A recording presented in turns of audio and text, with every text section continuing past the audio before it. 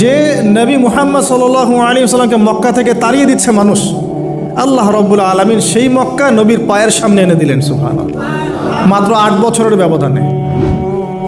যে বদর যুদ্ধে মুসলিমদেরকে একদম নিঃশেষ করে দেওয়ার প্ল্যান করা হয়েছে, ওই বদরেই আল্লাহ রাব্বুল আলামিন আবু জাহেলের মৃত্যু লিখে রাখলেন। যে ইউসুফকে কুয়ায় ফেলে দিল তার ভাইরা, সেই ইউসুফকে আল্লাহ পাক সেখান থেকে কারাগার, রাজপ্রাসাদ, সেখান থেকে কারাগার, সেখান থেকে আবার নিয়ে আসলেন মিশরের পলিটিক্যাল পাওয়ার। আল্লাহর পরিকল্পনা। যে ইয়াসরিব একসময় ইহুদিদের দাপটের জায়গা ছিল, ওই ইয়াসরিব মুসলিমদের পরতলগত করলেন আল্লাহ পাক হিজরত করিয়া। বাদশাহ নাজাশী আবিসিনিয়ায়, আমি তো মালয়েশিয়াকে একটা আবিসিনিয়া মনে করি, এখানে মাশাআল্লাহ এরকম পরিবেশ আছে, শান্তিপূর্ণ ইসলামী পরিবেশ। বাদশাহ নাজাশীর এরকম একটা পরিবেশ ছিল। বাদশাহ নাজাশী কিন্তু মুসলিম ছিল না, সে খ্রিস্টান ছিল। তারপরেও নবীজি বলতেন বাদশাহ নাজাশীর রাজ্যে কেউ জুলুমের শিকার হয় না, সুবহানাল্লাহ, যদিও সে মুসলিম ছিল না। ওখানে ইসলাম নিয়ে গেলেন আল্লাহ পাক, ওখান থেকে পুরো আফ্রিকা ইসলাম ছড়িয়ে পড়লো, সুবহানাল্লাহ। এক খালেদ বিন ওয়ালিদ রাদিয়াল্লাহু আনহু, যার হাতে উহুদ যুদ্ধে বহু মুসলিমের প্রাণ গিয়েছে না, সেই মানুষকে আল্লাহ রাব্বুল আলামিন হেদায়েত দিয়ে 100টা যুদ্ধ করিয়েছেন, সুবহানাল্লাহ। আল্লাহ পাকের পরিকল্পনা আমরা বুঝতে পারবো না, আল্লাহ পাকের পরিকল্পনা আমরা বুঝতে পারবো না। ওয়ামাকারু ওয়ামাকারাল্লাহ, তারা কৌশল করে, আল্লাহ পাকও পরিকল্পনা করে। দেখেন এই যে প্যালেস্টাইন নিয়ে এত সমস্যা করছে না, আল্লাহ পাকের কি পরিকল্পনা, সুবহানাল্লাহ। আল্লাহ পাক সমস্ত জিউসদেরকে ওইখানে একত্রিত করেছেন, কেন জানেন? কেন জানেন? আল্লাহ পাক এই যে 1914 থেকে নিয়ে 2023 এই যে সালগুলো চলছে, 100 বছর, লাস্ট 100 বছরে সারা ওয়ার্ল্ডের জিউসদেরকে ওখানে একত্রিত কেন করেছেন জানেন? যেইভাবে আল্লাহ পাক ফেরাউনের দলবলকে লোহিত সাগরে ডুবিয়ে দিয়েছেন, ওইভাবে আল্লাহ পাক প্যালেস্টাইনিদের সবাইকে ডুবাবে ইনশাআল্লাহ। এটাও আল্লাহ পাকের একটা বড় পরিকল্পনা। এটা ওরা বুঝতে পারছে না, কিন্তু সময় সাক্ষী দেবে ইনশাআল্লাহ, দেখে নিন। আমরা 100% হলফ করে বলতে পারি এটা হবেই ইনশাআল্লাহ। এই কারণেই লাস্ট এই যে অটোম্যানদের ডিফিটের পর থেকে নিয়ে 1970 থেকে নিয়ে যে first world war, second world war করতে করতে সব জায়গা থেকে জিউসরাকে একত্রিত করেছে এখানে, বিকজ অফ লাস্ট একটা সর্বশেষ একটা ম্যাসাকার আল্লাহ পাক করবেন এদেরকে ইনশাআল্লাহ। কার হাতে? ঈসা আলাইহিস সালামের হাতে। আমাদের উম্মতের মধ্যে কে নেতৃত্ব দিবেন? ইমামুল মাহদি, যার নাম হবেন মুহাম্মদ। তার নাম কি? মুহাম্মদ। তার বাবার নাম আব্দুল্লাহ, তার মায়ের নাম হবে আমিনা। তো এটাও ক্লোজিং টাইম। এখন আসুন, তো আল্লাহ পাকের কি পরিকল্পনা। যৌবনকালটা আল্লাহ পাক মুসা আলাইহিস সালামকে ফেরাউনের ঘরেই কাটালেন, এবং আল্লাহ পাক মুসা আলাইহিস সালামকে দুটো গুণাবলী দিয়ে বড় করলেন। দুটো গুণাবলী মনে রাখবেন। এক হচ্ছে কওয়ি, তিনি শক্তিশালী ছিলেন, ফিজিক্যালি অনেক শক্তিশালী ছিলেন। আমিন মানে বিশ্বস্ত ছিলেন, কওয়িউল আমিন, মনে থাকবে ইনশাআল্লাহ। আমরাও আল্লাহর কাছে দোয়া করি, আল্লাহ আমাদেরকে কওয়ি বানিয়ে দিন এবং আমিন বানিয়ে দিন, আমিন। এবার যৌবনে উপনীত হয়েছেন, টকবকা রক্ত, বাইরে বের হয়েছেন। বাইরে বের হয়ে দেখছেন যে দুজন ব্যক্তি লড়াই করছে, ইয়াক্তাতুলান রজুলান ইয়াক্তাতুলান, দুজন ব্যক্তি মারামারি করছে। একজন মিন শিয়াতি, তার বনু ইসরাইল কওমের মধ্যে, আরেকজন হচ্ছে আদুই, তার শত্রুর মধ্যে। তো মুসা আলাইহিস সালাম গিয়ে সাহায্য করতে চাইলেন তার কম। আমরা বলি না দেশি ভাই সাপোর্ট দিই, তাই না? আচ্ছা, তো মুসা আলাইহিস সালাম গিয়ে সাপোর্ট দিতে গিয়ে শুনেন, ফাওয়াকাযাহু মুসা ফাকাদা আলাইহি, মুসা আলাইহিস সালাম মাত্র একটা ঘুষি দিয়েছেন, এক ঘুষিতেই ওই ব্যক্তি ডেড, স্পট ডেড। এই যে আমি গত একটা লেকচারে বলেছিলাম, চাইনিজ কন্টিনেন্টে যে মার্শাল আর্টসগুলো গড়ে উঠেছে, এই কোরআন থেকে গড়ে উঠেছে। তার আগে ওদের সভ্যতা ছিল, সংস্কৃতি ছিল, ঠিক আছে। এক ঘুষিতে মানুষ মারা যায়, এটা কোরআন বলেছে। এক ঘুষিতে মানুষ মারা যায়, এটা কোরআন বলেছে। ওরা এখন রিসার্চ করে বের করে যে 6টা-7টা স্পট আছে মানুষের দেহে, এক ঘুষিতে মানুষ মারা যেতে পারে। কোরআনকে আমরা মূল্যায়ন করি না, কিন্তু কোরআনকে সারা দুনিয়ার অমুসলিমরা মূল্যায়ন করে ওদের স্বার্থে। ওদের স্বার্থে তারা আমাদের কোরআনকে মূল্যায়ন করে, আমাদের হাদিসকে মূল্যায়ন করে। আমরা করতে চাই না, আল্লাহ মাফ করুক আমাদেরকে। আমরা কোরআন পড়তে চাই না, গবেষণা করতে চাই না, অর্থ বুঝতে চাই না, একটু আরবি ভাষা শিখতে চাই না, কোরআনের বালাগাত ডেইলি একটু তেলাওয়াত করবো এক পারা, সেটা করতে চাই না। আল্লাহ পাক আমাদেরকে মাফ করুক এবং কোরআনওয়ালা বানিয়ে দিন, আমিন। কথাগুলো বলার উদ্দেশ্য আপনাদেরকে আঘাত করা নয়, আমি জাস্ট আপনাদের কলবে একটু ধাক্কা দেওয়ার চেষ্টা করছি, যাতে করে আপনারা সবাই কোরআন তেলাওয়াত করেন ডেইলি এক পারা করে। আল্লাহ কবুল করে নেন। এবার আসুন, দেখুন এবার কি হলো। এটা ইন্টেনশনালি ছিল না, আনইনটেনশনালি মুসা আলাইহিস সালাম এখন কিন্তু মানে হত্যার অপরাধী হয়ে গেছেন, তাই না? ফেরাউন তাকে ধরার জন্য বের হয়েছে দলবল নিয়ে, ওকে ধরতে হবে, এবার অ্যারেস্ট করতে হবে। তো একজন এসে পরামর্শ দিল যে তুমি এখান থেকে চলে যাও, তুমি এই মিশর থেকে চলে যাও, বের হয়ে যাও, নাহলে ফেরাউনের বাহিনী তোমাকে পেলে ধরে ফেলবে। এবার মুসা আলাইহিস সালাম চলে গেলেন কোথায়? মাদিয়ান। কোথায় বলেন? অনেক দূরে মাদিয়ান। মাদিয়ানে গিয়ে তার না আছে কোনো শেল্টার, না গার্ডিয়ান, না কোনো খাবার, না পানি, কিছুই নাই। ঠিক নবী সাল্লাল্লাহু আলাইহি ওয়াসাল্লামের সাহাবীরা হিজরত করেছেন আবিসিনিয়ায়, নবীজি হিজরত করেছেন একবার তায়েফে, ওখানে মার খেয়ে চলে আসতে হয়েছে না, মনে আছে? তায়েফের 3টা গোত্র ছিল, আব্দু ইয়ালাইল, আব্দু মাসউদ, হাবিব বিন আমর, এই 3 গোত্রের নেতা ছিল। এরা নবী সাল্লাল্লাহু আলাইহি ওয়াসাল্লামকে ছোট ছোট বাচ্চাদেরকে দিয়ে পিটিয়েছিল, নাউযুবিল্লাহ। তারপরে নবীজি বদদোয়া করেন নাই, ওখান থেকে চলে আসছেন মক্কায়। আমি গুছিয়ে বলছি শর্ট করে। তো এভাবে মুসা আলাইহিস সালামকেও হিজরত করতে হয়েছে। দেখেন, আবার নবীজিকে হিজরত করতে হচ্ছে মদিনায়। তার মানে হিজরা বিষয়টা ইসলামের সাথে সম্পৃক্ত। পরিবেশ পরিস্থিতি অনুকূলে না থাকলে, যেখানে ভালো পরিবেশ সেখানে গিয়ে মানুষ থাকতে হবে। আলহামদুলিল্লাহ, এখানে ভালো পরিবেশ আছে, আপনারা ভালো পরিবেশ পেয়েছেন। কিন্তু যারা চ্যালেঞ্জ গ্রহণ করে সমাজের জাহিলিয়াতগুলোকে সরানোর চেষ্টা করবে, সংস্কারের চেষ্টা করবে, তারা আল্লাহর কাছে অনেক বেশি পছন্দের। তার মানে প্রথম ফাইট আমাদেরকে করতে হবে। করতে করতে গিয়ে এক পর্যায়ে যদি দেখি যে না, আর পারছি না, তখন কি? হিজরা। এটা মাথায় রাখতে হয়। এখন নবী সাল্লাল্লাহু আলাইহি ওয়াসাল্লামকেও করতে হচ্ছে। মুসা আলাইহিস সালাম চলে গেলেন মিশর থেকে কোথায় বলেন? মাদিয়ানে। তখন আরেকজন নবী ছিলেন, তার নাম কি? শুআয়ব। মাশাআল্লাহ, শুআয়ব আলাইহিস সালাম। শুআয়ব আলাইহিস সালাম সম্পর্কে আল্লাহ পাক বলেছেন তিনি অত্যন্ত চমৎকার বাগ্মী ছিলেন। মানে তিনি নবীদের মধ্যে অনেক সুন্দর করে কথা বলতে পারতেন। সুবহানাল্লাহ, সুবহানাল্লাহ। তো শুআয়ব আলাইহিস সালামের কওমের নাম কওমে মাদিয়ান। বলে রাখি, এই কওমে মাদিয়ানকে আল্লাহ রাব্বুল আলামিন ধ্বংস করেছেন সর্বপ্রথম ভূমিকম্প দিয়ে। কি দিয়ে? পৃথিবীতে সর্বপ্রথম যে জাতিকে ভূমিকম্প দিয়ে ধ্বংস করা হয়েছে তার নাম কওমে মাদিয়ান। কেন ধ্বংস করা হয়েছে? মাপে কম দিত। কি করতো? যেটা এখনকার ওয়ার্ল্ডের ইকোনমিক সুন্নাহ, নাউযুবিল্লাহ। মানুষকে ঠকানো এখনকার ওয়ার্ল্ডের ইকোনমিক সুন্নাহ। এবং এই মানুষকে ঠকানোর জন্য ইকোনমিক সেকশনে রিবা চালু করা হয়েছে। রিবা, সব জায়গায় রিবা, এভরি সিঙ্গল সেক্টর, যেটা under the foundation of world bank আর IMF। রিবা আছে কি নাই? আর আমরা তো রিবাটাকে এখন মনেও করি না যে মায়ের সাথে জেনা করছি, মায়ের সাথে জেনা করছি। এটাই তো হাদিসের কথা। রিবার 70 শাখা আছে পাপের, 73 শাখা আছে পাপের, সর্বনিম্ন শাখা মায়ের সাথে জেনা করা, নাউযুবিল্লাহ। তো এটা ইকোনমিক সুন্নাহ হয়ে গেছে না এখন, মানুষকে ঠকানো, মাপে কম দেওয়া, রিবা। আর আমরা তো মাশাআল্লাহ ঘুষ ছাড়া কিছু হয় না, দুর্নীতি ছাড়া হয় না, টেবিল পাসই হচ্ছে না। আল্লাহ মাফ করুক আমাদেরকে। তবে এগুলা আমাদের ইবাদতকে নষ্ট করে ফেলছে। কারণ হারাম রিজিক থাকলে ইবাদত, দোয়া কবুল হয় না। আল্লাহ পাক আমাদেরকে হালাল খাওয়ার তৌফিক দান করুন। এখন প্রিয় ভাইরা, ওখানে গিয়ে কিচ্ছু নাই, নিঃস্ব অবস্থায় কি দোয়া করতে পারেন একজন মানুষ, এই দোয়াটা শিখে নেন। ইনশাআল্লাহ আপনার জীবনের সমস্ত সংকট কেটে যাবে ইনশাআল্লাহ। আমি নিজেও ওই দোয়াটা বেশি বেশি করার চেষ্টা করি। দোয়াটা হচ্ছে, মুসা আলাইহিস সালাম একটা গাছের নিচে হেলান দিয়ে বসলেন, বসে দেখলেন দুইজন মেয়ে দাঁড়িয়ে আছে দূরে, পানি নিতে পারছে না। লোকজন পানি নিয়ে যাচ্ছে, ওরা দাঁড়িয়ে আছে বেচারি। মুসা আলাইহিস সালাম গিয়ে বললেন, কি সমস্যা আপনাদের? এটা নিয়ে আপনারা আবার মেয়েদের সাথে কথা বলার চেষ্টা করেন না, ঠিক আছে? তো মাহারাম গায়রা মাহারাম মেনে চলে। তারা বললেন যে আমাদের বাবা অনেক বৃদ্ধ মানুষ, আমরা পানি নিতে পারি না যতক্ষণ না আমাদের কম পানি নিয়ে চলে যায়। মুসা আলাইহিস সালাম তো একটু বললাম না, ফিজিক্যালি খুব স্ট্রং ছিলেন, থাকে না বডি বিল্ডার, সামনে গিয়ে কথা বলে সরো পানি নিতে দাও, তখন মানুষ একটু মূল্যায়ন করে না। তো মুসা আলাইহিস সালাম এভাবে পানি নিয়ে দিলেন এবং বাছুরদেরকে পানি পান করালেন, করিয়ে গাছের নিচে এসে বসে আছেন। বসে বসে তিনি দোয়া করছেন। এই যে দোয়াটা তিনি দোয়া করছেন, রব্বি, একটা নেক কাজ করলেন না, মানুষের উপকার করলেন, নেক কাজ করে এসে গাছের নিচে বসে দোয়া করছেন, আল্লাহ এখানে তো আমার খাবার পানি বাসস্থান কিছুই নাই, আমি কি করব? রব্বি ইন্নি লিমা আনজালতা ইলাইয়া মিন খায়রিন ফাকির। রব্বি ইন্নি লিমা আনজালতা ইলাইয়া মিন খায়রিন ফাকির। আবার বলেন, রব্বি ইন্নি লিমা আনজালতা ইলাইয়া মিন খায়রিন ফাকির। অর্থ হচ্ছে, হে আল্লাহ, তুমি তোমার পক্ষ থেকে আমার উপরে যে নেয়ামতগুলো দিবে, আমি এর জন্য ফকির হয়ে বসে আছি। আল্লাহ অর্থ বুঝে পড়বেন ভাই। নামাজ, রোজা, হজ, যাকাত যাই করেন আল্লাহর ওয়াস্তে অর্থ বুঝে পড়বেন।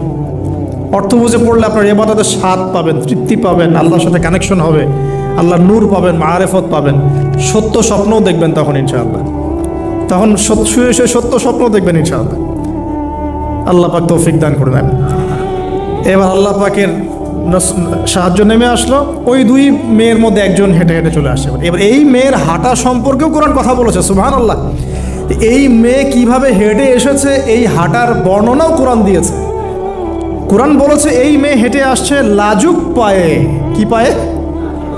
এখন আপনি এই পুরো ওয়ার্ল্ডের মেয়েদের হাঁটা দেখেন, লজ্জা আছে? তাহলে মেয়েদের সাথে লজ্জার একটা গভীর সম্পর্ক আছে। এই মেয়ে প্রশংসা আল্লাহ পাক কোরআনে করলেন, লাজুক পায়ে, লাজুক ভঙ্গিতে, অবনত নয়নে সে হেঁটে আসলো। এখন আপনি কেলে যান, গো টু খেল, আপনাদের টুইন টাওয়ারে যান, দেখেন সবার হাঁটা চলা দেখেন। হায়া লজ্জার কোনো বালাই আছে এখানে? আমি গত লেকচারে বলেছিলাম যে আদম আলাইহিস সালাম এবং হাওয়া আলাইহিস সালাম, ইবলিস তাদের সাথে প্রথম যে আচরণ করেছে ওই ফল খাওয়ানোর পরে, সেটা কি? তাদের গা থেকে পোশাক খুলে পড়ে গেছে। মানে নগ্ন করে দিয়েছে আমাদের পিতামাতাকে, মহাবিশ্ব নগ্ন করে দিয়েছে কে? ইবলিস। তো এখন এই পৃথিবীতে আমরা যারা নগ্নতার চর্চা করছি তার কার এজেন্ট আমরা বুঝতে বাকি আছে? আমার কথা কি বুঝতে পারছেন কি না? এই কানেকশন মেলানোর চেষ্টা করেন, ডটসগুলো মেলানোর চেষ্টা করেন। সামনে যাই প্রিয় ভাই, এই মেয়ে এসে বলছে আমার বাবা আপনাকে ডাকেন, আমার বাবা আপনাকে ডাকছেন। তিনি গেলেন, বাবা শুআয়ব আলাইহিস সালাম। তখন এক বোন ইনডাইরেক্টলি বাবাকে বোঝাচ্ছে যে বিয়ে শাদী দিলে ভালো হয়। এক বোন বলছে যে আপনি তো তাকে পুরস্কৃত করতে চাচ্ছেন, তাহলে এরকম কওয়িউন আমিন একজন মানুষকে সবচেয়ে ভালোভাবে পুরস্কৃত করা যায় তার যথাযোগ্য প্রতিদান দেওয়ার মধ্য দিয়ে। তো মেয়ের ইশারা বাবা বুঝেছেন, তিনি নিজের এক মেয়ের সাথে মুসা আলাইহিস সালাম বিয়ে দিলেন, সুবহানাল্লাহ। তবে শর্ত দিলেন, দেনমোহর কি? মোহর তো নাই। মোহর কি? এবার মোহর হচ্ছে 8 বছর তোমাকে আমার ফার্মে কাজ করতে হবে। এটা আগেকার একটা স্টাইল ছিল, সুন্নাহ। এটা এখন নাই, যদিও আগে এরকম ছিল যে দেনমোহর দেওয়ার জন্য এই একটা পদ্ধতি ছিল।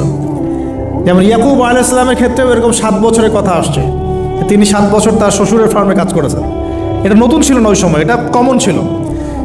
এখন যেমন আমাদের দেশে কমন 10 লাখ টাকা মোহর হবে, 10,000 টাকা দিব, বাকিটা সব বাকি, তাই না? তো এরকম আর কি কমন কিছু বিষয় থাকে আর কি। আস্তাগফিরুল্লাহ, মাফ করো। বলবে বাসুরাতে, বলবে আমাকে মাফ করে দাও। শুরুতেই নিজের গায়রথহীনতার পরিচয় দিল। আবার এদিকে শ্বশুরের কাছে মাশাল্লাহ মোটা অঙ্কের ডোনেশন নিতে চাচ্ছে, যৌতুক। বিয়ে আমাদের ওখানে মাশাল্লাহ মানে কেনা বেচা, মেয়ে বিক্রি করতেছে আর ছেলে কিনতেছে। এবার 8 বছর পূর্ণ করা হলো, তিনি আরও 2 বছর 10 বছর পূর্ণ করলেন। এই 10 বছরে মুসা আলাইহিস সালাম নববী পরিবেশ পেলেন, অভিভাবক পেলেন, স্ত্রী পেলেন, প্রেমময়ী সন্তান ইত্যাদি সব কিছু। এবার আল্লাহ রাব্বুল আলামিন তাকে মিশরের দিকে যাওয়ার যে সময়টা এখন হয়ে গেছে, 10 বছর হয়েছে, মিশরের দিকে যেতে হবে। যাওয়ার পথে স্ত্রীর প্রসব বেদনা উঠেছে। তখন মুসা আলাইহিস সালাম আগুন খুঁজছেন। আগুন কি খুঁজছেন ভাই?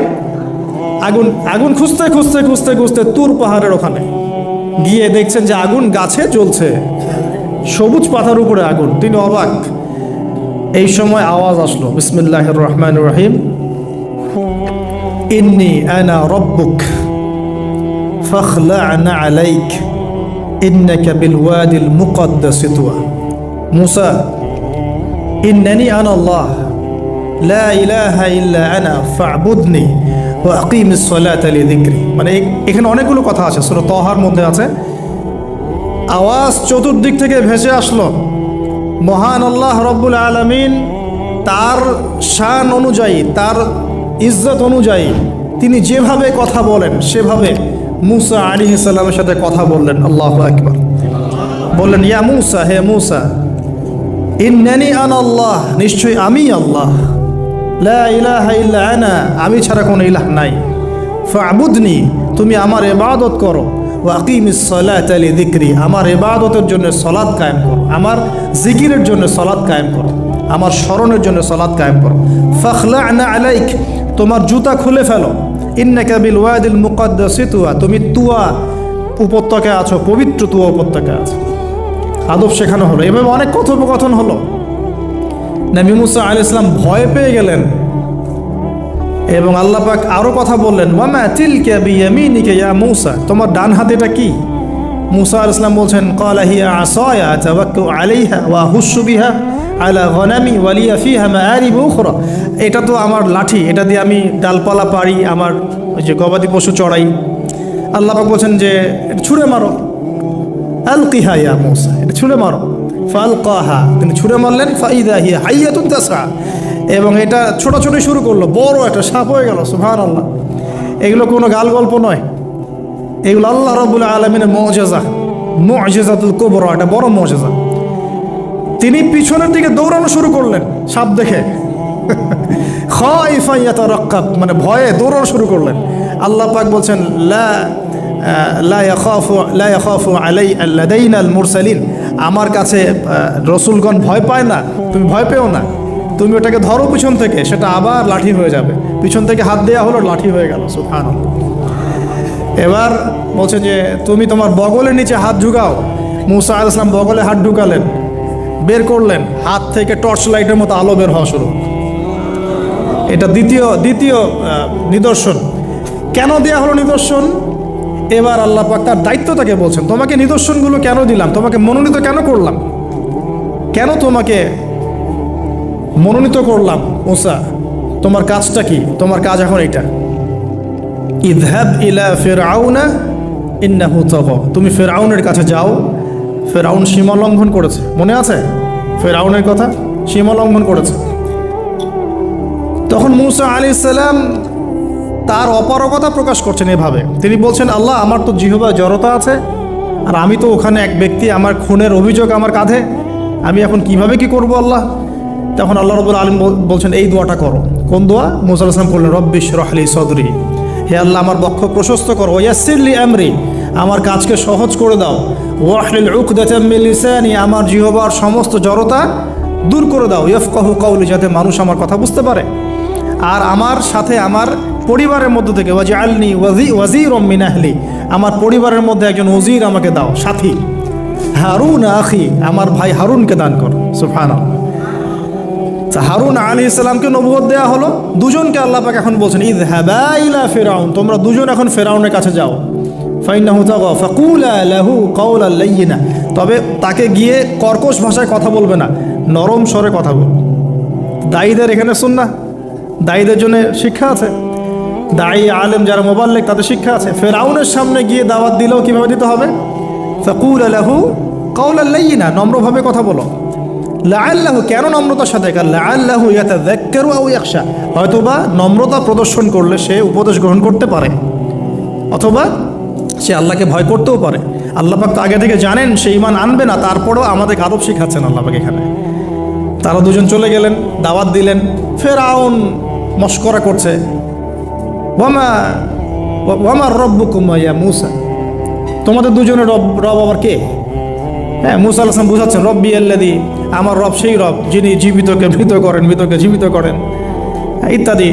মানে যার হুকুম ছাড়া একটা গাছের পাতাও নড়ে না, যিনি মাটি থেকে সব উৎপন্ন করেন, বৃষ্টি বর্ষণ করেন, সব বুঝালেন। ফিরআউনের বক্তব্য তখন এটাই ছিল, তোমাদের কাছে কি কোন নিদর্শন আছে, কোন আয়াত নিদর্শন আছে? হ্যাঁ, নিদর্শন আছে। কি? লাঠি ছুঁড়ে মারলেন, সাপ হয়ে গেল। এখন ফিরআউন বলছে, এটা তো জাদু, এটা কি?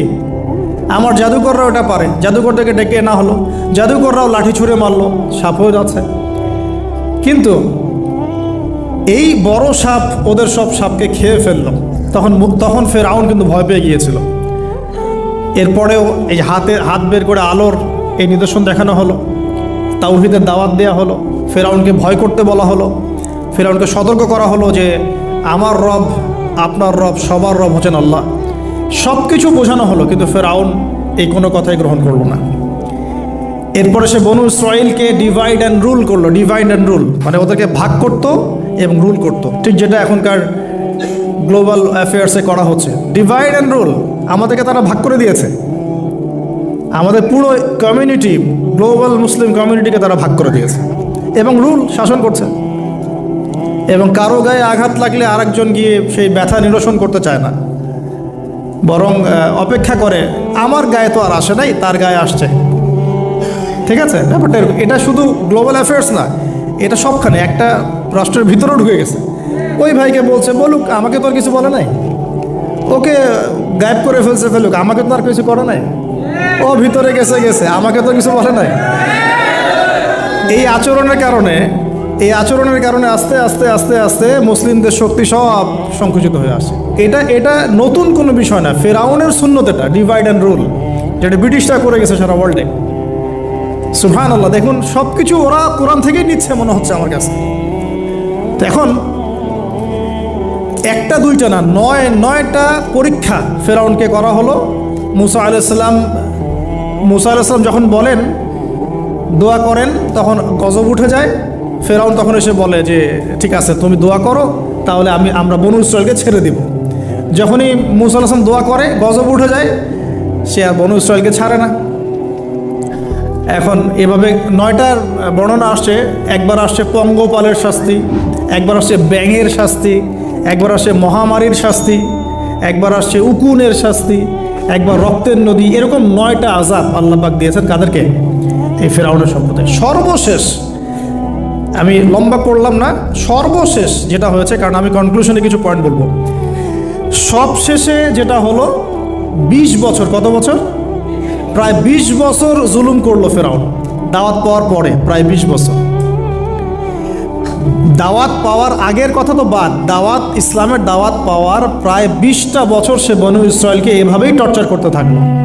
9টা নিদর্শন আসলো, কোনোটাই সে গ্রহণ করলো না।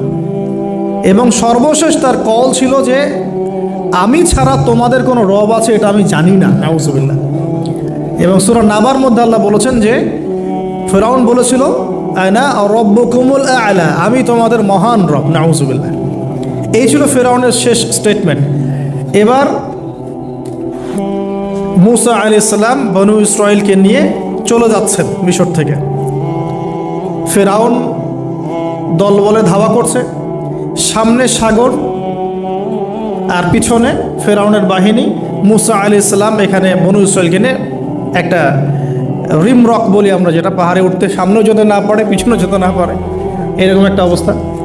এই সময়ে মুসা আলাইহিস সালামের গোত্রের কিছু মানুষ বলেছিল যে ইয়া মুসা ইন্না লামুদরাকুন, হে মুসা আমরা তো ধরা পড়ে গেলাম, আমরা মনে হচ্ছে ধরা পড়ে গেলাম। এই অবস্থাতে মুসা আলাইহিস সালাম বলেছিলেন, একটু বোঝার চেষ্টা করেন, পিছনে ফেরাউনের বিশাল বাহিনী, সামনে সমুদ্র, যাওয়ার কোনো জায়গা নাই, একদম কোনো জায়গা নেই, খালি চোখে কোনো জায়গা দেখা যাচ্ছে না। ওই সময় খালি চোখে, বাহ্যিক চোখ দিয়ে কোনো উপায় দেখা যাচ্ছে না। বাহ্যিক চোখে ওই সময় কোনো উপায় দেখা যাচ্ছে না নিষ্কৃতির, নাজাতের। ঠিক এখন সারা ওয়ার্ল্ডে বাহ্যিক চোখে মুসলিমদের নাজাতের কোনো পথ দেখা যাচ্ছে না। বাহ্যিক চোখ দিয়ে কি করবে মুসলিমরা? খালি পড়াশোনা করবে, না কমিউনিটি করবে, না জিহাদ করবে, নাকি তাগুতের এগেনস্টে লড়বে? কি করবে মুসলিমরা? নাকি সারাদিন বসে বসে মসজিদে তাসবিহ টিপবে আর নামাজি পড়বে? কি করবে মুসলিমরা? বাহ্যিক চোখ দিয়ে এখানেও কোনো ফয়সালা দেখা যাচ্ছে না। তখন আল্লাহ রাব্বুল আলামিন মুসা আলাইহিস সালামকে একটা পরীক্ষাও নিলেন। একজন বলছে ইন্না লামুদরাকুন, আমরা ধরা পড়ে গিয়েছে। মুসা আলাইহিস সালাম তখন বলছেন দৃঢ়চিত্তে, কাল্লা কাল্লা, কখনো না, ইন্না রব্বি মাইয়া সাইয়াহদিন, নিশ্চয়ই আমার রব আমার সাথে আছেন, তিনি আমাকে পথ দেখাবেন। সুবহানাল্লাহ। তাহলে আজকেও মুসলিমদের সারা ওয়ার্ল্ড ওয়াইড এই চেতনাই থাকা উচিত যে কাল্লা, কখনো না। আল্লাহ ইন্না রব্বুনা মা'ানা, নিশ্চয়ই আমাদের রব আমাদের সাথে আছেন, তিনি আমাদেরকে পথ দেখাবেন ইনশাআল্লাহ। এই পথই আমরা চাই, ইহদিনাস সিরাতাল মুস্তাকিম, তাই না? সিরাতাল লাযিনা আন'আমতা আলাইহিম গায়রিল মাগদুবি আলাইহিম ওয়ালাদ-দাল্লিন। এই বাস, যখন আপনি পুরো দমে আল্লাহর উপর তাওয়াক্কুল করে ফেলবেন, তখনই তো আল্লাহ রাব্বুল আলামিনের নুসরা নেমে আসবে। বদরের মাঠে নবী সাল্লাল্লাহু আলাইহি ওয়াসাল্লাম হাত তুলে দোয়া করছে, আল্লাহ এই 313 জন মুসলিম যদি আজকে শেষ হয়ে যায়, ইসলামের নাম নেওয়ার কেউ থাকবে না।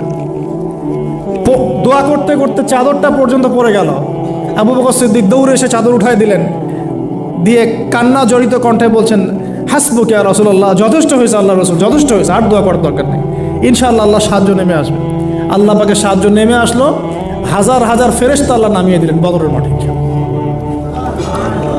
আপনি দেখুন যে সুবহানাল্লাহ, নবী সাল্লাল্লাহু আলাইহি ওয়াসাল্লাম হিজরত করছেন আবু বকর সিদ্দিককে সাথে নিয়ে, মনে আছে গারে সাওরের ঘটনা, সবাই ঘিরে ফেলেছে, এমনকি নিচ থেকে উপর ওদের পা দেখা যাচ্ছে। আবু বকর সিদ্দিক বলছেন যে ইন্না মুদরাকুন, আমরা ধরা পড়ে গেলাম ইয়া রাসূলুল্লাহ। একই কথা কিন্তু নবী সাল্লাল্লাহু আলাইহি ওয়াসাল্লাম সেই একই কথাই বলছিলেন, লা তাহজান, তুমি দুশ্চিন্তা করো না, ইন্নাল্লাহা মা'ানা, আল্লাহ আমাদের সাথে আছেন, ইনশাআল্লাহ আল্লাহ আমাদের সাথে আছেন। তবে কাদের সাথে আল্লাহ থাকবেন? যারা নামাজ পড়ে না, যারা নামাজ পড়ে না, যারা তাওহীদ শিখে না, সুন্নতের উপর আমল করে না, যারা রিবা খোর, যারা মাদক দ্রব্য সেবন করে, জিনা করে, পর্নোগ্রাফি দেখে, যে বেপরদায় চলে, এদের সাথে আল্লাহ থাকবেন। আমরা যদি আমাদের অবস্থান উন্নত করতে না পারি, আমাদের দ্বারা উম্মার বিজয় হবে না, ফুল স্টপ। আমরা যদি আমাদের অবস্থান উন্নত করতে না পারি, মানে এই যুগের আবু বকর, ওমর, ওসমান, আলী হতে না পারি, আমাদের দ্বারা বিজয় হবে না।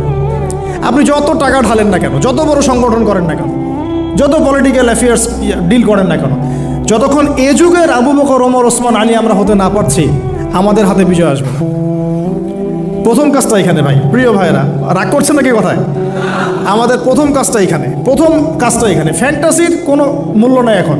Eyewash, showdown, show off, fantasy, online, Facebook, কিচ্ছু নাই।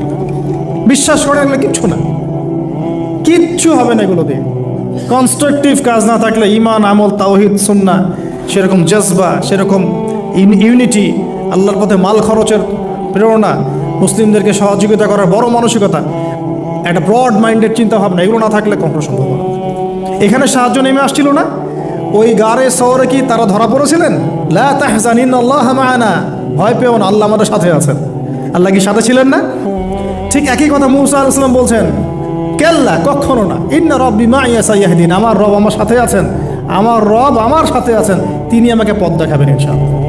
বলার সাথে সাথে মনে আছে ওই যে নমরুদ যখন ইব্রাহিমকে ফেলে দিচ্ছে আগুনে, জিবরিল আমিন এসে বলছেন, হাজাতুকা ইনদি, আপনার কোনো প্রয়োজন আছে আমার কাছে? ইব্রাহিম আলাইহিস সালাম আগুনে পড়তে পড়তে বলছেন, হাসবি আল্লাহ ওয়া নি'মাল ওয়াকিল, আল্লাহ আমার জন্য যথেষ্ট, তিনিই আমার উত্তম অভিভাবক, দরকার নেই আমার। বলার সাথে সাথেই ইয়া নার কুনি বারদান ওয়া সালামান আলা ইব্রাহিম, এই আগুন ঠান্ডা হয়ে যাবে। এবার আমার বান্দা আমাকে ডেকেছে, তার কোনো পথ নাই চোখের সামনে খোলা, এখন আমার বান্দা আমাকে ডেকেছে, আমার উপর ফরজিয়াত আমার বান্দাকে এখন সাহায্য করা, এটা আমার হক, আমার বান্দাকে সাহায্য করা। ওয়া কানা হাক্কান আলাইনা নুনজিল মুমিনিন, আমার হক হচ্ছে, আল্লাহ বলছেন আমার হক মুমিন বান্দাদেরকে নাজাত দেওয়াটা আমার হক। সুবহানাল্লাহ। তাহলে ওই যে সাহায্য এসেছে ওই নমরুদের ওখানে আগুন পরীক্ষায়, একই সাহায্য আসছে গারের শহরে, বদরের মাঠে, উহুদে, খায়বারে, খন্দকে, এই সাহায্য নেমে আসতো মুসা আলাইহিস সালামের কাছে। কি সাহায্য? লাঠি ছুঁড়ে মারো, 12টা, একটা দুইটা 12টা রাস্তা হয়েছে, সাগর ভাগ হয়েছে। এটা কি আসলেই পসিবল? এখনকার সায়েন্সকে এটাকে পেনিট্রেট করতে পারবে? আমরা তো সায়েন্সকে ইলাহ বানিয়ে নিয়েছি। ও যখন কিছু বলে হ্যাঁ, আমরা বলি হ্যাঁ, ও বলে না, আমরা বলি না। বিশ্বাস করেন? ও যখন সায়েন্স যখন কোনো কিছুকে বলে হ্যাঁ এটা ঠিক, আমরা বলি ঠিক ঠিক ঠিক। যখন সায়েন্স বলে এটা বেঠিক, আমরা বলি না বেঠিক বেঠিক। আমরা কোরআন হাদিসকে সায়েন্স দিয়ে মূল্যায়ন করছি। সুবহানাল্লাহ। এখন নামাজ পড়তে গেলে মানুষ সায়েন্টিফিক ব্যাখ্যা খোঁজে, রোজা রাখা সায়েন্টিফিক ব্যাখ্যা খোঁজে। ব্যাখ্যা থাকতে পারে, আমার জানার দরকার নাই তো। আমাকে আল্লাহ হুকুম করেছেন, এটাই আমার কাজ। ব্যাখ্যা থাক না থাক সেটা আমার জানার দরকারও নাই। হ্যাঁ থাকতে পারে, নাও থাকতে পারে, সব আমার বুঝে আসবে না, কিছু আসবে কিছু আসবে না। আমরা কোনো কোনো ক্ষেত্রে এটাকে টেকনোলজিকে আমাদের ইলাহ বানিয়ে নিচ্ছি। আপনি বিশ্বাস করেন, আমি আল্লাহর কসম করে বলছি, আজকে যদি নাসা বলে যে পৃথিবী থেকে লক্ষ কোটি আলোকবর্ষ দূরে একটা গ্রহের সন্ধান পাওয়া গেছে, ওখানে হুরপড়ি আছে, সোনা দানা আছে, মাটি হচ্ছে মিশকের আম্বরের, এই সেই, মানুষ বিশ্বাস করবে হ্যাঁ এরকম কোনো গ্রহ থাকতে পারে? বিশ্বাস করবে কি না? অনেস্টলি বলেন। আল্লাহ পাক কোরআনে 1400 বছর আগে বলেছেন, তার আগের ধর্মগ্রন্থেও বলেছেন জান্নাত আল্লাহ সৃষ্টি করেছেন। মানুষ বিশ্বাস করে না। নাস্তিকরা বলে, টিটকারি মারে নাস্তিকরা, মৌলবাদীরা, মোল্লারা কি বলে, এই যুগে এগুলো বিশ্বাস করে মানুষ। নাউজুবিল্লাহ। নাসা যদি বলে বহু দূরে একটা গ্রহ আছে বিশাল বড়, ওখানে একটা পাথর ফেললে নিচে যেতে 70,000 বছর সময় লাগবে, মানুষ বলবে হ্যাঁ এমন কোনো গ্রহ থাকতে পারে, নাম দিয়ে দিবে একটা XYZ dot dot dot dot, দিল একটা কিছু, এরকম নাম হয় না, কেলারে কি নাম দিয়ে দিল একটা। তো আল্লাহ পাক জাহান্নামের কথা বলছেন, মানুষ বিশ্বাস করে না। তো প্রিয় ভাইরা, এই জায়গায় সায়েন্স ব্যাখ্যা করতে পারবে না। 12টা রাস্তা হয়ে গেছে, 12টা গোত্র পার হয়ে গেল। ফেরাউন দলবল নিয়ে পার হতে চাচ্ছে, আল্লাহ রাব্বুল আলামিন ওই জায়গায় ডুবিয়ে দিলেন। সুবহানাল্লাহ। ডোবার সময় ফেরাউন ঈমান এনেছিল, এটা অনেকে আমরা জানি না। কিন্তু ডোবার সময় ফেরাউন বলছে আমানতু বিরব্বি হারুন ওয়া মূসা। এই জায়গা থেকে আমি কনক্লুশনের দিকে যাব, একটু মনোযোগ দিন। ফেরাউন বলছে আমানতু বিরব্বি হারুন ওয়া মূসা, কখন বলছে? ডোবার সময়। ওই সময়ে ফেরেশতারা তার মুখে কাদা নিক্ষেপ করছিলেন, এটা হাদিসে আসছে। কারণ কাফের, ফাসেক, জালেম, এরকম মুনাফিক মৌতের সময় ফেরেশতারা মুখের উপরে প্রচণ্ড জোরে আঘাত করতে থাকে। আল্লাহ আমাদেরকে হেফাজত করুন। পিঠের পিছনে, চেহারায়, কপালে। সূরা মুহাম্মদ পড়ে দেখুন, ইয়াদরিবুনা উজুহাহুম ওয়া আদবারহুম। ফেরাউনকে এই কাজ করা হচ্ছিল, কিন্তু তখনও জিবরিল আমিন তখনও তিনি একটু কনসিয়াস, যদি এখন আল্লাহ তার তওবা কবুল করে ফেলে। সুবহানাল্লাহ। তাহলে আমরা কেন তওবা করতে দেরি করছি? আজকে থেকে জীবনটাকে ঢেলে সাজাবো ইনশাআল্লাহ। আল্লাহ তৌফিক দান করুন। নিজের জীবন, নিজের ছেলে মেয়েদের জীবন, নিজের পরিবারের জীবন, আমাদের সমাজের জীবন, এবং বড় স্বপ্ন দেখব, আল্লাহর জমিনে দিন কায়েম করব, তারপর মরবো ইনশাআল্লাহ। আল্লাহ কবুল করুন, আমিন। এবার আসুন ভাই, আল্লাহ পাক তওবা কবুল করলেন না। আল্লাহ পাক বললেন আল আন, এখন, আল আন, এখন, আল আন, এখন। লাকাদ আসাইতা মিন ক্বাবল, এর পূর্বে তুমি তো সারা জীবন আমার অবাধ্যতা করে গিয়েছো। আজকে কি করব শোনো, আল ইয়াউমা নুনাজ্জিকা বিবাদানিক, আজকে তো আমি তোমাকে ক্ষমা করছি না, বরং আজকের থেকে আমি তোমার এই যে বডি, তোমার দেহ বাদান, এটাকে প্রিজার্ভ করব, সংরক্ষণ করব। কেন সংরক্ষণ করব? এই বডিটা কোথায় আছে ভাই এখন? ফ্রান্সে না মিশরে? আচ্ছা, এখন মিশরে না? আচ্ছা, আমি মাঝখানে শুনেছিলাম এটা রিসার্চের জন্য মনে হয় ফ্রান্সে নেওয়া হচ্ছে, মেবি। আমি ভাবছিলাম, পারিবারিক মিটিংয়ে বলছিলাম যে এই সভ্যতাটা একদিন ধ্বংস হয়ে যাবে, দেখে নিন। এই সিভিলাইজেশনটা একদিন ধ্বংস হয়ে যাবে, দেখে নিন। যারা ফেরাউনকে মানে রাষ্ট্রীয় মর্যাদা দেওয়ার চেষ্টা করতেছে। আস্তাগফিরুল্লাহ, আল্লাহ মাফ করুন। কেন তোমার দেহটাকে আমি সংরক্ষণ করলাম? আল ইয়াউমা নুনাজ্জিকা বিবাদানিকা, তোমার দেহটাকে আজকে আমি প্রিজার্ভ করে রাখবো। কেন? লিতাকুনা লিমান খালফাকা আয়া, তোমার এই যে ডেথ, এর পরে যত ফেরাউন পৃথিবীতে আসবে, তোমার মতো যত মানুষ পৃথিবীতে আসবে, তাদের সবার জন্য তুমি হবে নিদর্শন, আইডল। তাহলে ফেরাউনের বডিটাকে প্রিজার্ভ করা হয়েছে কেন ভাই? যাতে ফেরাউনি চরিত্র যাদের মধ্যে আছে তাদেরকে আল্লাহ পাক এর মধ্য দিয়ে শিক্ষা দিতে পারে, জাস্ট এতটুকু। এছাড়া কোনো কারণ আছে? এটা কি আমাদের দেখার কোনো বিষয়? বরকত আছে কোনো? সুবহানাল্লাহ। এখন আপনাকে আমি একটু কনক্লুশনের দিকে নিয়ে আসি। মানুষ জানতো না এই বডিটা কোথায় আছে। সাহাবীদের যুগে কি বডি বের হয়েছিল? মুরাদ ভাই, সাহাবীর যুগে কি বডিটা বের হয়েছিল? তাবেঈনদের যুগে, 4 ইমামের যুগে, ইমাম বুখারী, মুসলিম, তিরমিজি, নাসাই, ইবনে মাজাহ, আবু দাউদ, তাদের যুগে, উমাইয়া খেলাফতে, উমাইয়া খেলাফত 93 ইয়ার্স, আব্বাসীয়দের সময় প্রায় 550 বছর। এই 550 বছরে আসছিল? আসে নাই। ফাতেমি সাম্রাজ্য চলে গেছে, কর্ডোভার ইসলামিক সাম্রাজ্য চলে গেছে, মোগলদের সময় চলে গেছে, এই তো আফগানদের সময় চলে গেছে, ইভেন অটোমান এম্পায়ার, এই যে ওসমানীয় খেলাফত, আর্তুগরুল গাজীর ছেলে উসমানের হাত দিয়ে, এই যে প্রায় কত বছর, প্রায় তো এটা 500 বছর মতো হবে না, 500 বছর প্লাস মাইনাস। এই সময়গুলো, এই যে প্রায় আমরা 1445 হিজড়ির কথা বললাম, আপনি 1300 হিজড়ি, 1300 প্লাস হিজড়িতে আপনি এই বডিটা পাবেন না। আমরা দেখি নাই, বিশ্ববাসী দেখে নাই। ইংরেজি কত সনে এটা আবিষ্কৃত হলো, কে উদ্ধার করলো, কোত্থেকে আসলো? আমি ছোটোখাটো ভাঙাচোরা গবেষণা করে দেখেছি, 1897 সালের দিকে এটা হয়েছে, পাওয়া গেছে। 97 সালে লেখা। আর এটাকে প্রিজার্ভ করে করে আরও প্রমাণ করা হয়েছে। প্রমাণ করতে সময় লেগেছে, এটা সেই রেমেসিস 2 এরই মমি। এটা সময় লেগেছে আরও প্রায় 10-15 বছর, প্রায় 1912 সাল ধরা হয়। 1912 সাল থেকে এটা প্রমাণিত হয়েছে এটাই সেই ব্যক্তির মমি। কোন ব্যক্তি? ফেরাউন, যে এই পৃথিবীর সবচেয়ে বড় কাফের, সবচেয়ে বড় জালেম, সবচেয়ে বড় ফাসেক, সবচেয়ে বড় মুনাফিক, সবচেয়ে বড় আল্লাহদ্রোহী। আর আল্লাহ পাক তাকে কেন রেখেছেন? লিতাকুনা লিমান খালফাকা আয়া, যাতে তুমি তোমার পরবর্তীদের জন্য নিদর্শন হতে পারো। That's all. তাহলে আমরা পেলাম কবে? 1897 অথবা ±1912। এখন আপনাকে আমি বলি 1912-এর পর থেকে সারা ওয়ার্ল্ডে কি হয়েছে দেখুন। 1912, 1917-এর পর থেকে সারা ওয়ার্ল্ডে কি হয়েছে আপনি খেয়াল করবেন। অটোম্যানদের খেলাফা gone case, first world war Ottoman খেলাফা গন। চলে আসলো নতুন একটা রেভলিউশন, ইউরোপিয়ান রেভলিউশন। আমি বলি যে the first group of গগ and ম্যাগগ, specially আমি স্পেসিফিকলি বলি না, বলি যে এদের মধ্যে ইয়াজুজ আর মাজুজের খাসলত আছে। আমি বলছি না এরাই ইয়াজুজ মাজুজ, এই কথাটা আমি বলছি না। আমি বলছি এদের মধ্যে মাস্ট বি অবভিয়াসলি 100% ইয়াজুজ মাজুজের খাসলত আছে, চরিত্র আছে।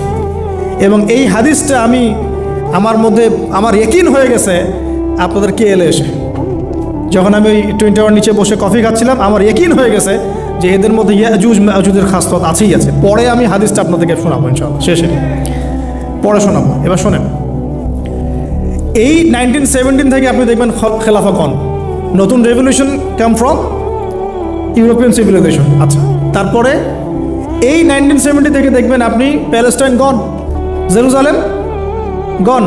আর মুসা, ফেরাউন, এর সাথে বনু ইসরায়েলের সম্পর্ক আছে কিনা? আর বনু ইসরায়েলের সাথে আমাদের সম্পর্ক আছে কিনা? নবী সাল্লাল্লাহু আলাইহি ওয়াসাল্লাম ইন্তেকালের কয়েকদিন আগ পর্যন্ত তিনি বলেছিলেন যে ইহুদিদেরকে আমার জাজিরাতুল আরব থেকে বের করে দিবে, সব বলেছিলেন কিনা? বনু কুরাইজা, বনু কাইনুকা, বনু নাজির, যাদের কথা বললাম, সবার সাথে যুদ্ধ হয়েছে কিনা? খায়বারের যুদ্ধ, আলী রাদিয়াল্লাহু আনহুর ফাতহ হয়েছে কিনা? তাদের সাথে আমাদের কি মিউচুয়াল সম্পর্ক ছিল না কনফ্লিক্ট ছিল? এবং সবচেয়ে বেশি শত্রুতা কারা পোষণ করেছিল আমাদের প্রতি? খ্রিস্টানরা, আমাদের হিন্দু ভাইরা, মুশরিকরা, মুনাফিকরা, না ইহুদিরা? মিলাতে পারবেন আপনি? তার মানে এবং শেষ জামানায় তারাই আমাদের জায়গা দখল করে আছে এবং তারাই আমাদের ভাইদের উপর নির্যাতন করছে এবং তারা দাবি করছে আমরাই সেই বনু ইসরাইল। নাউজুবিল্লাহ। 1917-এর পরে এগুলো রিমার্চ করেছে। অটোম্যান এম্পায়ার ডিফিটের পরে প্যালেস্টাইন আমাদের হাত থেকে চলে গেছে এবং জেরুজালেম, এই পবিত্র জায়গা যেখান থেকে শেষ জামানায় 40 বছর ঈসা আলাইহিস সালাম খেলাফা এস্টাবলিশ করবেন, সেই জায়গা আমাদের হাত থেকে চলে গেছে। এর আগ পর্যন্ত কি এভাবে কখনো চলে গিয়েছিল? কখনো না। উমর রাদিয়াল্লাহু আনহুর সময় বিজয় হয়েছে, সালাদুল আইয়ুবের সময় হয়েছে, আরও অনেক সময়, জাহের বারবারাসের সময় হয়েছে, অনেক সময় হয়েছে। কিন্তু এভাবে কখনো পুরোপুরিভাবে হাত থেকে আমরা চলে যায় নাই। শুধু কি চলেই গিয়েছে, বরং 1917-এর পর থেকে তারা সারা ওয়ার্ল্ডের সমস্ত জিউসদেরকে ওই জায়গায় একত্রিত করে ফেলেছে। এই ঘটনা কি ইতিহাসে কখনো হয়েছিল কি না? আপনি একটু হিস্ট্রি ঘেটে দেখেন। 1917-এর পরে, 1920-এর আগে কখনো এভাবে পুরো ওয়ার্ল্ডের জিউসরা কি একটা জায়গায় ঘাঁটি গাড়তে পেরেছিল কি না?